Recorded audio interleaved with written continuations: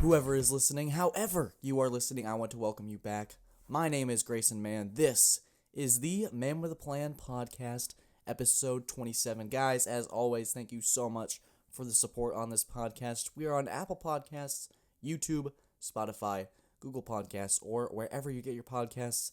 To help this community grow, consider liking, subscribing, following, whatever it takes to let this channel grow, and let me know that you like what you hear. It really means a lot and really helps support this channel. Guys, thank you as always. So today, what are we going to get into? The summer is here, so that means more podcast episodes than I'm going to be able to make. Usually it was about once a week with college, but this is the free time.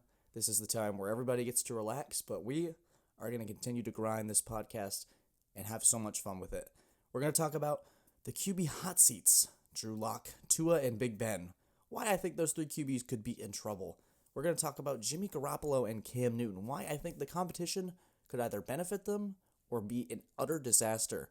And style over substance. Why I think Cincinnati made a huge mistake. Alright guys, I want to get straight into this Cincinnati pick. So, I want to take y'all back to a quarterback named Andrew Luck. This touted generational prospect that everyone thought was going to be the next Joe Montana, Peyton Manning, the heir apparent for the Colts, to fix the franchise that kind of went in the drain. They went 2-14 in 2011 when Peyton Manning had neck surgery and then ultimately chose to go to the Denver Broncos as they decided to move on. It was too much of a risk, and it didn't look like it paid off. But they got Andrew Luck, so it was like a consolation prize almost. And Andrew Luck was a fantastic quarterback. There were flashes of greatness. There was flashes of just sheer GOAT mentality, GOAT attributes, and everyone thought that he was going to be a quarterback in the NFL for a long time. Only the Colts were poorly run. Their GM, oh my gosh, it was just a disaster. Their offensive line was poorly managed. Andrew Luck got beat up a lot. And it didn't happen at first. It was a very gradual, slow, and painful thing for Andrew Luck. His body just kept getting beat up. And I think the Colts, to their fairness, were able to realize it. And it was a little too late before they did. And they were able to say, all right, we need to get some guys. They got Quentin Nelson. They were able to make some good trades. And the Colts were a solid team, but Andrew Luck's body just couldn't take it. And Andrew Luck ended up having to retire. It was probably one of the hardest things he had to do. But I'm sure he enjoys it much now that he doesn't have to get hit, and he's made millions in his career. It was fun to watch him, and it's really sad. It's one of the great tragedies of the NFL, I think, that Andrew Luck, just body couldn't take it anymore at such a young age. I think he retired at 29, and that was a shock to everybody 2 years ago when he did it, because the Colts were primed for another playoff run, potentially a Super Bowl team, and you saw it this year with Carson Wentz, with Phillip Rivers. I was like, man, if they had Andrew Luck on this squad, they probably would have won the Super Bowl. I was serious. They had a great offensive line. Jonathan Taylor was an absolute beast. He was able to find those gaps. The offensive line was probably the best it's been in Indianapolis since probably Peyton Manning was there. And they had great receivers, and Michael Pittman, T.Y. Hilton was coming back. Phillip Rivers was solid. But if you imagine they had Andrew Luck, who was still probably in his prime, they probably would have went 12-4, 13-3, and really made some damage in the AFC playoffs. Their defense was solid. And this is where I go with Cincinnati. And why do you ask style over substance? Well, that's because with the 5th overall pick, Cincinnati selected Ja'Marr Chase out of LSU. And one, you're going to say, whoa, don't hate on Ja'Marr Chase. What are you doing? And I'm not hating on Ja'Marr Chase. This is what I'm saying. With the Bengals, I think that you have a prime opportunity here. I think that you really hit it off with Joe Burrow. I think Joe Burrow is a great guy, great personality. He's really accurate. He brings a certain moxie, and he's actually really funny. If you listen to his mic'd up stuff, he's hilarious. He's like, oh, you're not going to hit me this time. I've learned from last week, and what do I call you, Mr. Ref? And it's like, I was genuinely blown away. I used to be a guy that was a Joe Burrow hater, and I thought that he was the product of his weapons. And this is what actually I think Mac Jones will eventually prove people wrong with in New England. I think that Mac Jones and Joe Burrow's accuracy, they didn't have the greatest arm strength, but they were super accurate and super intelligent, and that's what's going to carry them in the next level.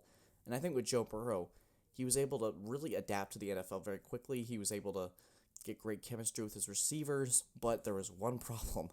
Joe Burrow was getting the crap kicked out of him. The offensive line was not the greatest, and while they're dealing with a lot of injuries, they had a prime opportunity in so many mock drafts.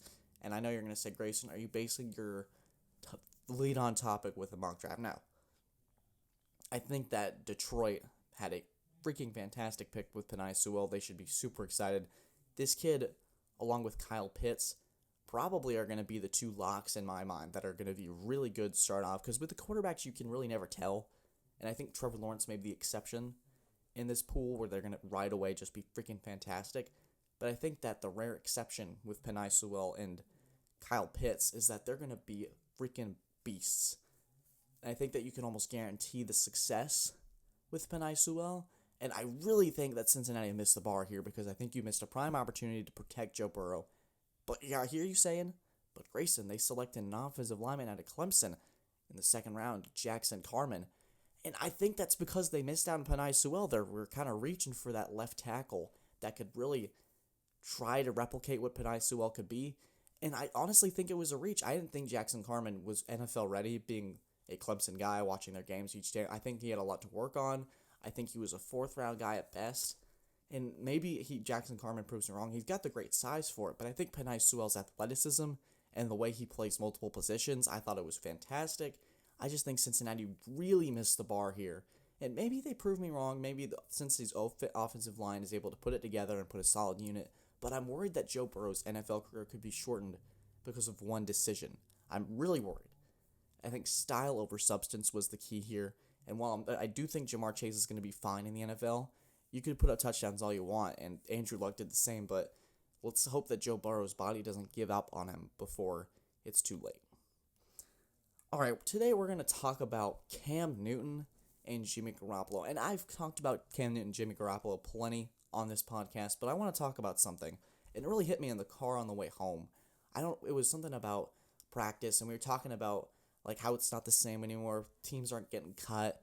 And I was thinking, I think that adversity, when you're hit with adversity, you are really shown who you really are.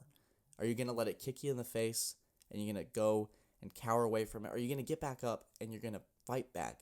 And I think with Cam Newton and Jimmy Garoppolo, they have a rare opportunity here where I don't think they're going to get traded away, and I don't think they're going to get cut, because I think the cap hit on Garoppolo would be ridiculous, and I think Cam Newton, the loyalty with him and Bill Belichick is a little too much.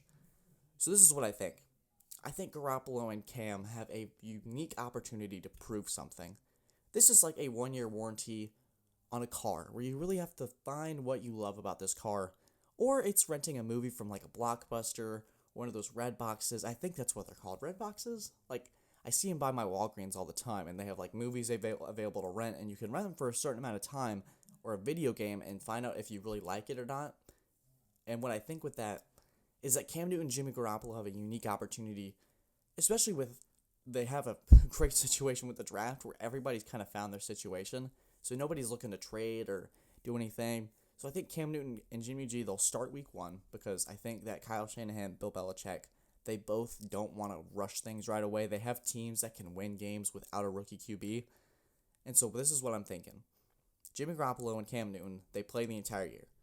And I think these are some unique teams that they could find that maybe are looking for trade partners or teams to sign them to be able to carry on that legacy moving forward. So this is what I think for Cam and Jimmy Garoppolo. I think the Texans, Steelers, the Dolphins, the Vikings, and the Saints are 5 teams in the future, and I'll go over them. The Texans, we know what's going on with this Deshaun Watson mess. We don't know if Deshaun Watson's going to play for the Texans ever again. They drafted that kid out of Stanford, but I think that's kind of a safety net in case things go wrong, and we don't know how that's going to work out. So maybe Jimmy G or Cam could sign there after a solid year with the Pats or the Niners and really take things and benefit from that competition. I think what I'm trying to make a point of here is I think Jimmy Garoppolo and Cam Newton could really benefit from somebody looming over their shoulder, and that immediate threat could make them play so well that next year they're top commodities in the QB free agency market, and they're able to make things happen for other teams and continue their successful careers. Because Cam Newton, NFL MVP, Jimmy Garoppolo appeared in a Super Bowl. These guys have talent, but maybe it's just not with the right team. I think Cam Newton may have something left in the tank, and if he could prove in New England and stay healthy in an extended schedule, with all that's been said about Cam Newton, the shoulder, the foot, and the attitude, I think Cam Newton has an opportunity to prove everybody wrong. And Garoppolo is able to prove that he can handle a franchise, be that starting QB, be that star. I think that they both have a rare opportunity to prove people wrong. And I think that these teams are perfect for them. I think the Steelers, Big Ben's on limited time, and he's on our QB hot seat. We'll talk about that in a second when we take a short break. I think that the Dolphins, it also fits in our QB hot seat with Tua. What is the situation with Tua Tagovailoa? Is he the guy? A lot of people were like, maybe they take a quarterback. So I'm thinking, and we'll talk about this later, the Dolphins could be a prime team because they have got a team ready to win a Super Bowl, in my opinion. They just need the right QB. Is that Tua? If they go 9-8 or 10-7 and they miss the playoffs again barely, do they start to look another way? I think that Brian DeFlores is in a very awkward but unique situation where he's got a really good team, but the quarterback might be lacking, and I think that maybe Cam Newton or Garoppolo could elevate that team if they have a strong year this year. Let's look at another one, the Vikings. Kirk Cousins. Do we think Kirk Cousins is necessarily the guy for Minnesota? I think Kirk Cousins is great. I love him. But I think that his time may be limited, and there are reports that they were looking for Justin Fields. So maybe if there's another down year for Minnesota, Kirk Cousins moves on from Minnesota or maybe even retires, and Jimmy Garoppolo or Cam Newton is looking to fill that void for a team. I think Jimmy Garoppolo fits Minnesota better than Cam Newton does. I think Cam Newton would fit better in a Miami or maybe even a Texan situation where they're not really ready to win yet, but Cam Newton could play well and start immediately. The last team is the Saints.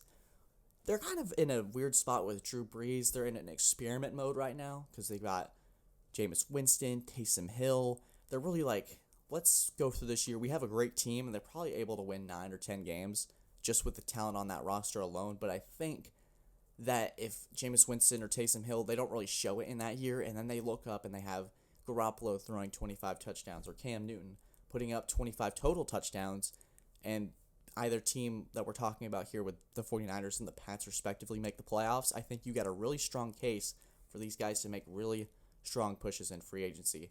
And I love Jimmy Garoppolo and Cam. Coming from a Patriots perspective, I really love what they have to offer. I think they're great leaders. I think they've made great decisions with the football. I think Garoppolo is sometimes dealt a shorthand, and his injury history might scare people away, but both of these guys have in common, if they can stay healthy for 17 games in an extended schedule, that shows something. It shows they've worked hard, they're durable, and they're ready to sign with a new team and take that team to heights that they really want to go to, the playoffs, the Super Bowl, etc.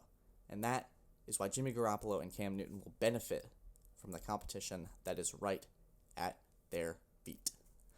All right, we're going to take a short break. When I return, we're going to talk about the QB hot seat. 3 QBs that I think are on the hot seat. I think what I want to do, especially when we have this lack of, I'm going to put air quotes on it, content with the draft, the schedule's coming up next week, training camps looming away. I want to find some new creative ways to get, ending segments, like a QB hot seat or coach's hot seat or matchups I want to see or, a hot take that we can spew every week. I hope you guys enjoy that. My name is Grayson Mann. This is the Man Plan Podcast, and we will be right back.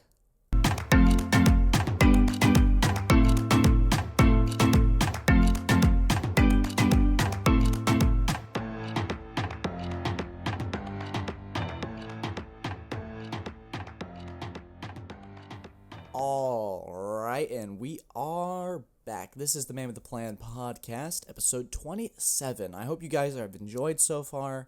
I am super excited for next week. The schedule release is coming out, and there's some matchups that I really want to dive into. And I think with the schedule release, it really matters about placement. When are these teams playing and where? And I think we know where, basically, but the when is so important because we need to know what time. Is it an East Coast team and a West Coast team traveling to a 1 o'clock game? Those things matter. Is it a Sunday night game? Is it in the cold? Is it in the winter? Is it in the fall? And it's just a whole lot of things that you can dive into and look at it from so many different angles. I love the NFL schedule release. I think a lot of people are like, dude, it's just a schedule. And I'm like, oh, I'm so excited. I could freak out. And people are like, dude, you got to chill out. But I have a podcast to freak out on, and you guys seem to like it to an extent. So I'm excited for that. Anyways, let's dive into the QB hot seat. This is where I think 3 QBs are in trouble. If they don't perform up to the expectations set for them, they could be either on the curb or in a bench role. Let's start with Drew Lock from the Denver Broncos. I think Drew Lock has kind of been on the hot seat for a while. I think after his year 1, he went 4-1 as a starter, and I think a lot of people had a lot of high expectations this year for Mr. Drew Lock. And I think you could look at it from both ways because I think that he was dealt a shorthand with the injuries with Cortland Sutton, his main guy when he was a rookie. I think that matters to a QB. What receivers do you have? The chemistry that you could build. I think that mattered a lot with Justin Fields in the Ohio State playoffs when he wasn't able to have Chris Olave and then he threw 6 touchdowns. It was just like hold on. Excuse me. I think it really matters with the chemistry that you build over time, and Drew Lock kind of missed that over the time with the season. And so you could go, all right, maybe give him another year with a healthy squad. This is where the hot seat comes in. If Drew Lock does not perform up to expectations with a fully healthy Denver Broncos roster, they could be looking the other way. Teddy Bridgewater was recently signed there to bring competition to Drew Lock. Teddy Bridgewater necessarily not a disastrous threat. He could be a guy that is solid enough that Denver's like, all right, we just need a guy who takes care of the football. I need Drew Lock to play less erratic. Teddy Bridgewater plays just with a calm demeanor. I think that maybe Denver is looking in another direction in not as strong QB class in 2022. Drew Lock could be on the hot seat very, very soon. I think that his performance last year was less than expectations. Denver didn't do so well. They're picking the top 10 again. It's always the cycle with Denver since Peyton Manning. They always feel like they have this guy, and there's just nothing like to him. There's no it factor. There's no, I guess Drew Lock you could say his it factor is his moxie and his confidence. But I think that you need, in order to have moxie and confidence, you need to be able to win games consistently. And I think that Drew Lock could do that this year.